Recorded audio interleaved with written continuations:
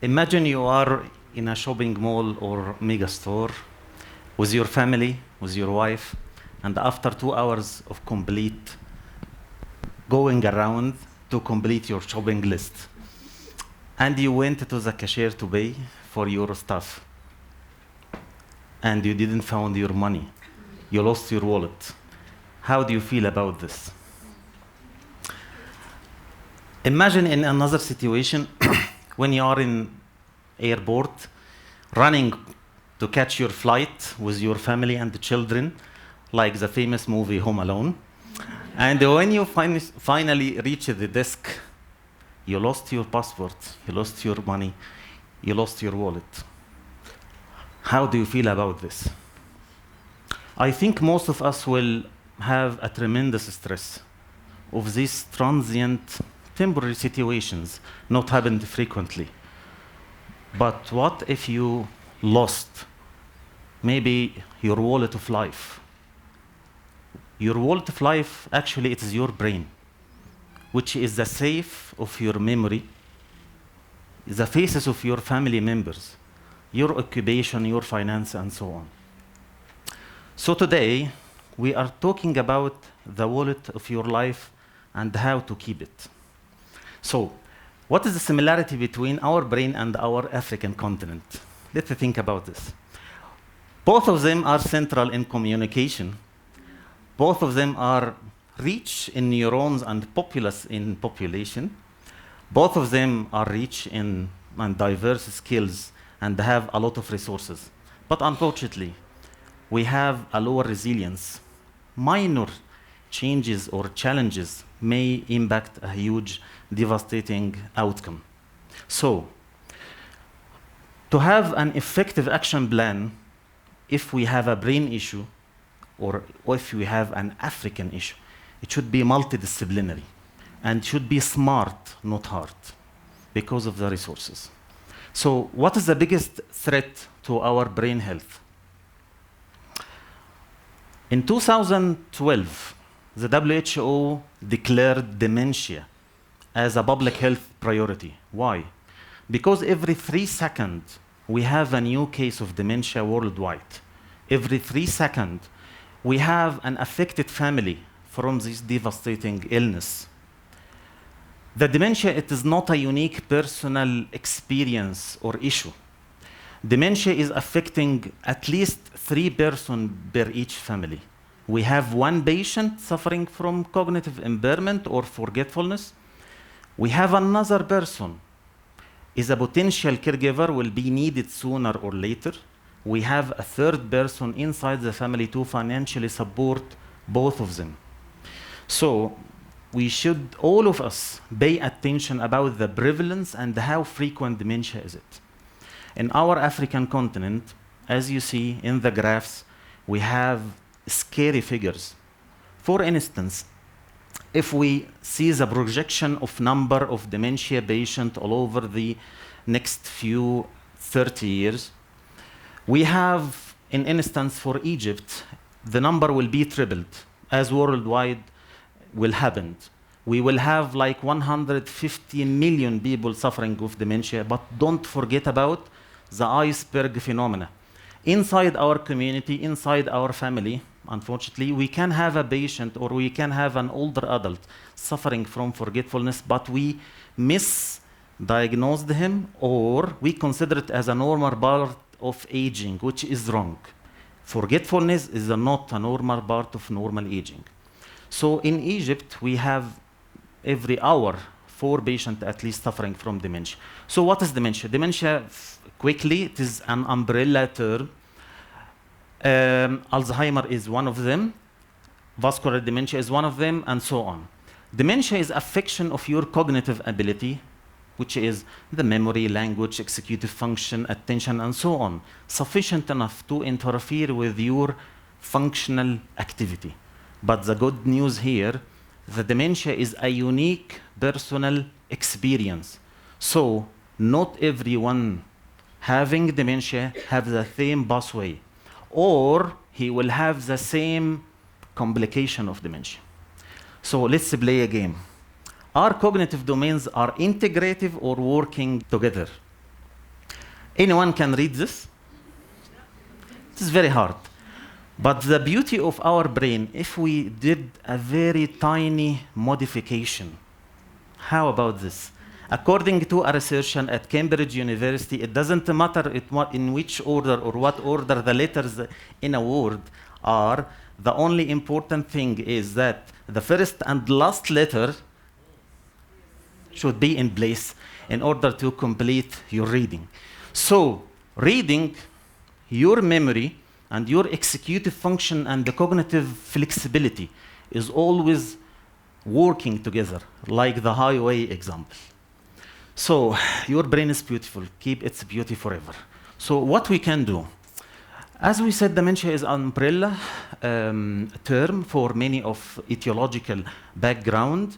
But what about the risk factor? Why this patient is higher risk of dementia than the other patient? So, there is a lot of warning sign of dementia, but we have a lot of risk factor of dementia. 60% of risk factor of dementia related to the age and the genetics, which is a stony, hard field to deal with. Aging is inevitable, genetics is inherited, nothing to do more about this. But we have 35 to 40% of free land of movement. Ironically, most of the institutional funding and research project, pharmaceutical companies, they are insisting to deal with these 60% and leaving 40% of free land and potentially winning war to do. So, today we will talk about the 12 thieves of your memory, the 12 thieves of your wallet of life. First one, low education. Can you imagine that if you have 4 years of formal education, it would lower 37% of risk of having cognitive impairment in your later life? If you are talking another language, if you are bilingual, trilingual, and so on, it will increase your cognitive reserve. It will decrease the probability of having cognitive impairment or memory trouble in later life. If you are acquiring a special skill in your job, if you are seeking to increase your cognitive ability, we have a very famous clinical research article about London taxi drivers, before the era of GPS, of course, because they are doing repetitive training on how to navigate through this maybe 20,000 intersection of tiny London streets. Their brain acquired a special ability of how to navigate throughout our locations. So the good news is, if you are missing some years of education, but you still have the ability to making yourself cognitively active, making a challenge to your brain every now and then. National policy for education, education at any age. If you are after retirement or something like this, make your brain active. For instance, play serious games, attend TEDx sessions, make a challenges in your brain, play mazes, any something of cognitive stimulation. And also there is an emerging science about cognitive training and attendance and practicing structured, standardized exercises to our brain. Moving forward, we have another thief of our wallet, which is traumatic brain injury. Repetitive trauma, falls at homes, war zones, harsh boxing, sport, and something like this, like the famous movie of Concussion. Protect your brain and avoid traumatic brain injury. And all of us advocating to apply a firm national policy against road traffic accident. Road traffic accident in Africa is horrible. So if you are practicing something like boxing or harsh sport, if you are at risk of falls or repetitive head traumas, please screen for your cognitive ability and protect your brain. What about the third one? Air pollution. Air pollution is carrying the toxins from the air to your lung, to your brain, to your heart. Air pollution is a tremendous risk factor of cognitive impairment, and many studies examine the occupational hazard or living in the neighborhood besides some factors and air pollution, institution or something like this, link this kind of cognitive impairment. So we are arguing about waste management should be happened properly, about recycling policy, and we encourage the government to invest about prevention of air pollution. And if your job carry a continuous hazard from your occupation or something like this, please use the protective devices as possible. Smoking. Smoking is the known historical risk factor for heart and brain. Heart and brain are highly connected together.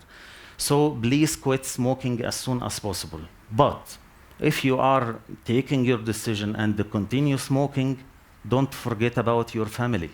Passive smoking is harmful also to your family and beloved children. And this is the best one. Social isolation. Who can forget what happened in the last 3 years of COVID pandemic? Who can forget about social isolation? Who can forget about social distancing? And all of us, stay at your room, stay at your flat, don't go outside. Loneliness, which happened during the COVID pandemic, is as lethal as smoking of 12 cigarettes per day. So, stay socially active as you are staying physically and mentally active. Social capital and social networking is very beneficial to your brain. Don't underestimate chatting with your friend or your family. If you are going to visit your grandfather or your grandmother, switch on your phone and speak. We have enough time to texting another person's. Speaking and listening and touching is very beneficial to our cognitive abilities. Second one, or the next one, obesity and low physical activity, of course. So it carries a lot of problems in terms of insulin resistance and disruption of your hormonal axis and increase the inflammation in your body. So at least we advise to walk, the ultimate free sport ever. Walk for 30 minutes, 3 or 5 times per week. This is proven to be the least effective practice to protect your body and to improve your physical well-being.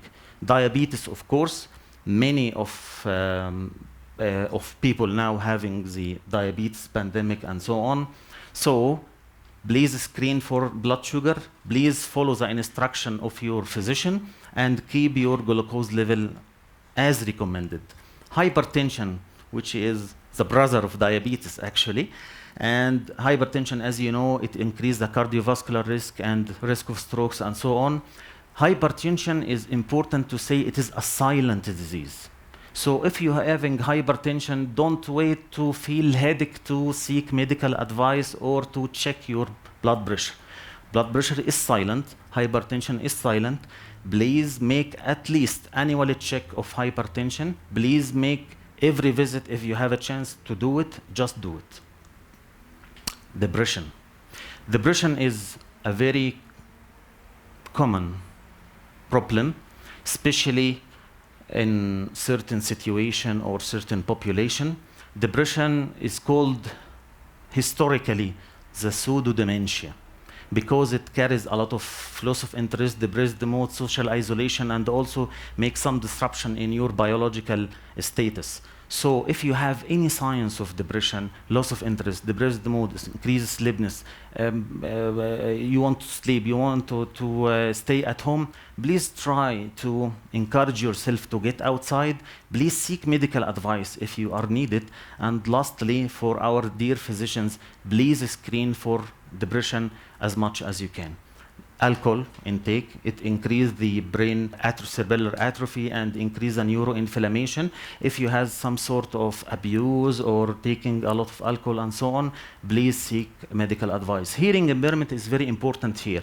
Hearing and listening is very important in the brain development during childhood and also to maintain social activity and information in your later life.